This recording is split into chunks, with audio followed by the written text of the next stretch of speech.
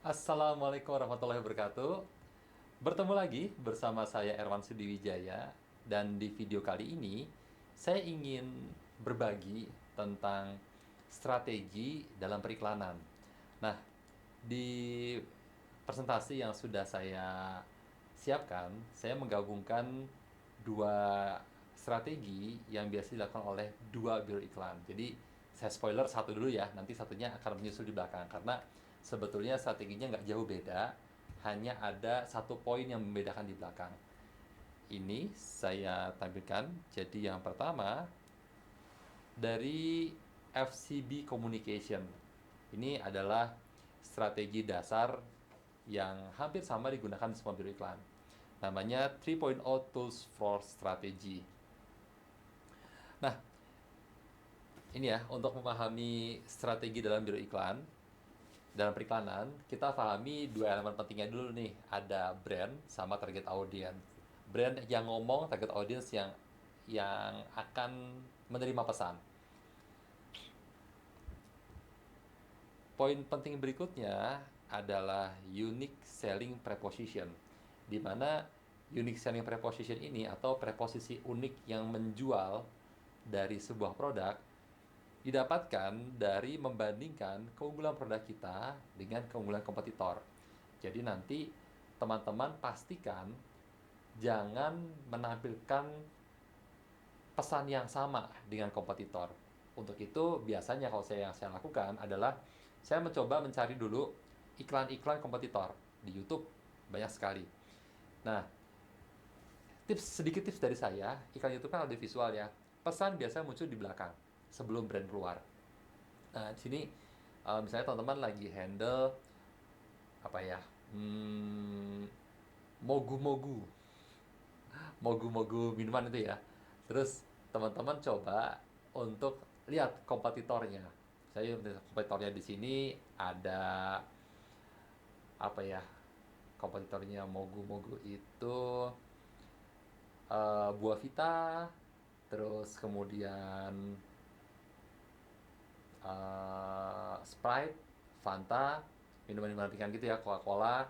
Nah, teman-teman lihat dulu pesanan mereka apa, dan kemudian cari keunggulan dari Mogu-Mogu yang belum diklaim oleh kompetitor. Misalnya Mogu-Mogu punya apa namanya, punya keunggulan rasa buah, terus kemudian dingin lebih segar, dan kemudian kemasannya handy, mudah dibawa kemana-mana. Nah, terus bandingkan nih, kalau kompetitor sudah pakai misalnya Fanta gitu ya, dia udah ngomongin handy, ya udah jangan ngomongin handy. Terus Coca-Cola misalnya udah ngomongin dingin lebih segar, ya udah jangan ngomongin itu. Berarti yang tersisa tinggal rasa buah, dan pastikan rasa buah ini berbeda sama kompetitor. Itu ya USP. Oke, hal berikutnya saatnya kita melihat target audience kita. Yang pertama kita petakan dulu nih, target audience yang loyal sama kompetitor dan loyal sama kita. Jadi tadi ya, saat kita handle mogu-mogu, paling gampang zaman sekarang itu masuk ke akun official Instagramnya kompetitor. Kita lihat profilnya, siapa sih orang-orang yang loyal ke Fanta, loyal ke Sprite, loyal ke Buah Vita misalnya ya. Terus kemudian kita lihat kalau misalnya produknya ini sudah ada sebelumnya, kita lihat siapa yang pelanggan loyal sama kita. Tapi kalau produk baru berarti kita belum punya pelanggan loyal. Nah, nggak apa-apa, karena kita masih punya kesempatan untuk yang pertama ngambil masa mengambang. Jadi konsumen-konsumen yang belum disasar oleh kompetitor bisa kita ambil. Atau yang kedua, kita rebut eh, pelanggan-pelanggan yang loyal ke kompetitor untuk pindah ke kita. Nah, ini ya, move. Jadi, nah sekarang kita coba deskripsikan dulu pelanggan yang loyal dari dua karakteristik. Ada demografis sama psikografis. Kita bahas yang demografisnya dulu. Jadi demografis ini adalah ciri-ciri fisik yang bisa kita pakai untuk mengelompokkan siapa sih target audience kita. Di sini ada umur, ada jenis kelamin, status pernikahan, pekerjaannya, dan juga pendapatannya per bulan. Itu adalah ciri-ciri fisik yang bisa teman-teman uh, rangkum dari kelompok konsumen yang mau kita sasar. Dan kedua, itu ada ciri-ciri psikis. Jadi gampangannya, ciri-ciri psikis atau ciri-ciri apa ya, yang nggak kelihatan secara fisik, selera, taste, cita rasa. Ini tuh kita bisa gali gitu ya dari hobinya mereka. Saat mereka punya waktu luang liburan misalnya, apa yang mereka lakukan? Atau saat mereka punya waktu luang tapi nggak banyak nih, misalnya mau nyasar mahasiswa, kemudian di sela-sela jam kosong atau di sela-sela kuliah, apa yang mereka lakukan? Nah, di sini kita bisa apa namanya lihat contohnya, dia itu preferensinya dalam menikmati kehidupan green life, semuanya yang serba green ya, ramah lingkungan, kemudian alami. Saat ada liburan dia milih hiking, terus kemudian alasannya kenapa sih milih hiking, milih nature, milih green life, karena keluarga adalah hal yang penting. Makanya di sini kesehatan keluarga, kebersamaan itu hal yang penting. Terus kemudian bekerja untuk bersenang-senang, lebih mengutamakan kebersamaan dan egaliter. Jadi egaliter itu tuh sikap yang dia pilih untuk berteman dengan siapapun tanpa pilih-pilih jabatannya, umurnya, itu ya. Nah, kemudian setelah kita menentukan profil target audience kita, saatnya kita kaitkan profil yang berkaitan sama kebutuhan akan brand yang mau kita komunikasikan. Jadi kita coba gali dua hal, ada need sama want. Kebutuhan rasionalnya apa dan keinginan emosionalnya apa. Tadi untuk sebotol mogu-mogu gitu ya, kebutuhan rasionalnya ya saat dia haus, kemudian ingin pelepas dahaga, mogu-mogu. Terus keinginan emosional itu hal-hal yang tidak bisa diukur. Jadi kalau yang kebutuhan rasional itu bisa diukur. Tingkat kehausannya, kemampuan membayar. Terus kalau yang emosional itu dia suka yang kemasannya trendy. Itu nggak bisa diukur tuh. Tapi kita bisa ngelihat tren sekarang seperti apa untuk konsumen tersebut. Misalnya tadi kalian mau nyasar konsumennya ini adalah pelajar SMP gitu ya. Ya udah yang lagi tren di kalangan mereka apa, kemasannya biar relate sama target audience kita, relate sama keinginannya, hubungkan dengan itu. Nah, kemudian need and want ini itu akan menjadi reason to believe. Alasan untuk mempercayai pesan yang kita sampaikan ke mereka. Jadi di sini ada tiga fase ya. Ini sepertinya fase secara psikologis sih, afektif, uh, konatif, satu lagi saya lupa. Jadi di sini kalau di iklan itu ada know, dia tahu dulu ada apa namanya, ada produk, dia tahu ada produk mogu-mogu. Kemudian understand. Biasanya fase kedua itu iklan akan memberikan informasi yang lebih lengkap, varian rasanya apa saja, bisa didapatkan di mana. Dan terakhir, feel, dia merasakan. Nah, kalau merasakan ini sih di iklan itu biasanya pakai tester ya. Jadi kalau teman-teman ke Indomaret atau ke Superindo, ada mbak-mbak SPG bawa nampan untuk nyobain, biasanya gelasnya kecil-kecil, itu fase feel. Nah, eh, setelah itu, jadi kalau untuk three tools for strateginya FCB Communication, strategi itu dipecah dari brand sama target audience. Insight-nya apa? Gitu ya. Nah, kalau untuk McCann Erickson namanya play role for strategy, itu sama sebetulnya. Mecah apa namanya, wawasan atau data di balik brand sama data di balik konsumen kita siapa, profilingnya, tapi ditambah big idea. Jadi strategic planner atau pembuatan strategi kalau di McCann Erickson itu sampai bikin ide besarnya ya. Dan ini semua langkah ini kita maksimalkan.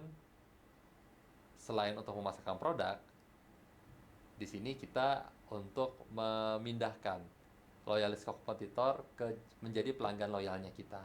Makanya tadi harus ada reason to believe nih.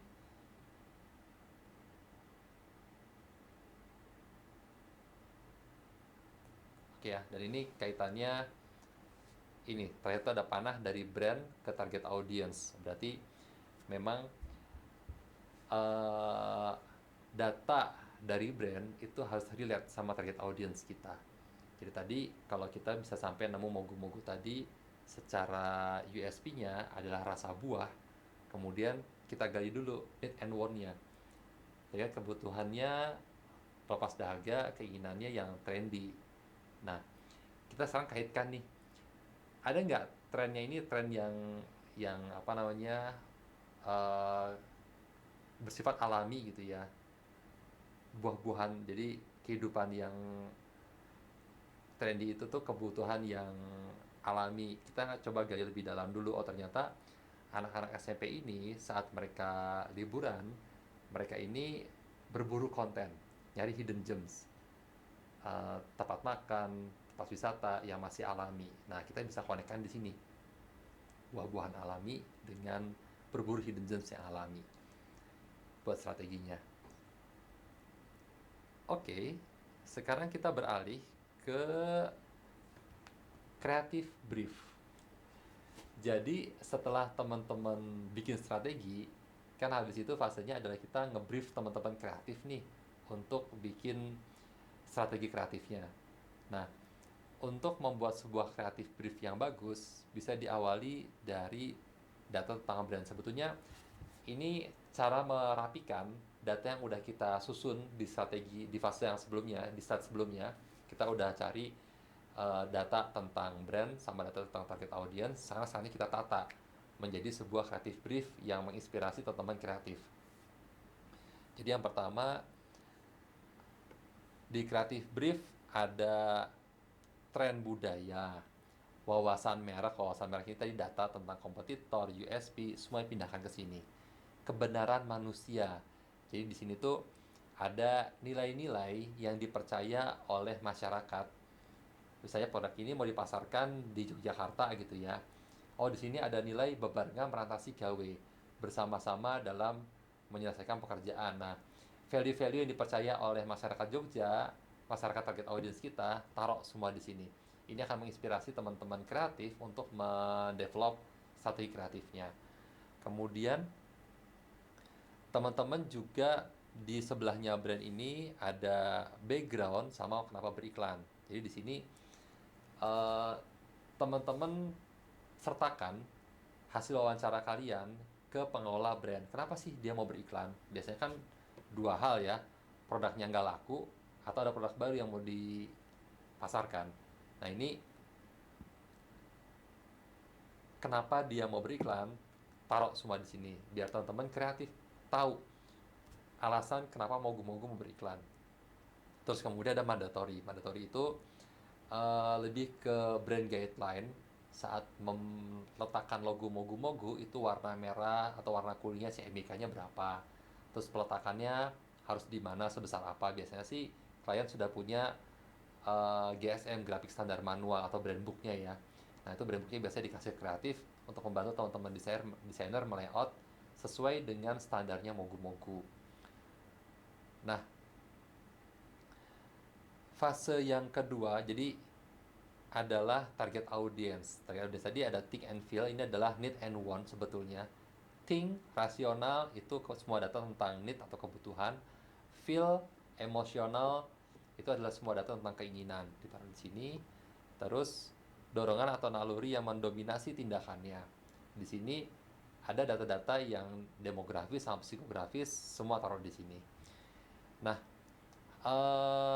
di sini ada janji merek yang di bawah ini ya. Janji merek adalah USP, Unique Selling Proposition, yang udah kalian bedah di bagian strategi tadi. Jadi di mogu tadi janji mereknya adalah rasa buah yang segar dan alami. Dan kemudian pesan atau manfaat bagi target audience di sini adalah apa yang dibutuhkan atau diinginkan oleh target audience kita. Jadi di sini tadi target audience kita butuhnya feel-nya adalah dia suka jalan-jalan ke tempat yang alami, suka hal yang alami, dan pelepas dahaga. Nah, kita harus memastikan bahwa janji merek atau USP tadi yang buah segar dari alami itu matching dengan keinginan target audience kita yang suka berburu hal-hal yang alami. Tuh. Terus kemudian, nah ini teman-teman, ini yang menarik. Jadi saat teman-teman mendapatkan klien, kita bisa pisah menjadi 4 kuadran. Semakin ke atas itu semakin penting. Biasanya harganya semakin mahal. Semakin bawah itu semakin tidak terlalu penting. Dan biasanya harganya murah. Dan semakin ke kanan itu dibeli berdasarkan perasaan, feeling, taste, berdasarkan warna aja mungkin. Dan sebelah kiri itu berdasarkan thinking atau pertimbangan rasional. Kita lihat ya, produk yang sebelah kiri berarti dibeli secara rasional dan harganya mahal. Laptop, orang membeli laptop akan melihat spesifikasinya, harganya mahal. Terus untuk yang kedua ada wedges atau sepatu cewek ya yang berharga tinggi. Ini harganya mahal, tapi dibeli jarang ada orang nyari spesifikasi ini kulitnya apa ya, jahitannya ada berapa ya, atau kain apa benangnya apa ya, jarang. Jadi sini lebih karena dibeli karena desain, karena warnanya. Terus kemudian kita lihat produk yang berharga murah. Murah dibeli karena pertimbangan rasional, ada lampu misalnya. Kita biasanya nanya nih, ini berapa watt, berapa terang. Terus kemudian teknologinya LED atau masih bohlam.